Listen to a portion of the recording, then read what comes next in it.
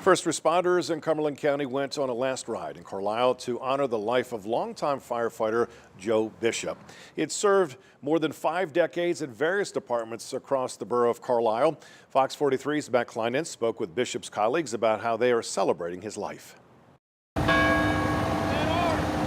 Firefighters are rendering one final salute as longtime engine driver Joe Bishop takes one final ride through downtown Carlisle. He was the type of man that I think is sorely needed if you're going to have a fire service. People lined the borough streets to say goodbye to Bishop, who passed away last week at the age of 74. Emergency vehicles from 3 different departments carried Bishop's casket throughout Carlisle, making stops at current and former stations where he worked during his 50-year career. The department that he started with is actually no longer in operation. It merged into another department, so it really brought together the responders from the Carlisle-area because all the existing ones were in some way touched by his lifetime of service. J.B. Bonnewell with Carlisle Fire and Rescue says he's known Joe since he was a toddler. He says Joe was a father figure to many Carlisle firefighters and responded to every call that came over his radio. We could be getting a call at 3 o'clock in the morning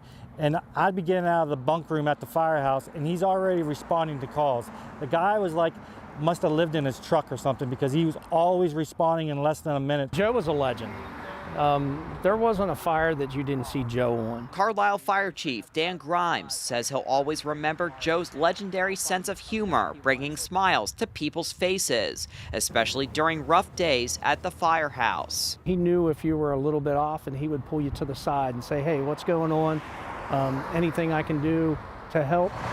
As Bishop finishes his final ride, Carlisle-area first responders say he will always be remembered for his service. The guy was a hero, true hero. Matt Kleinens, Fox 43 News.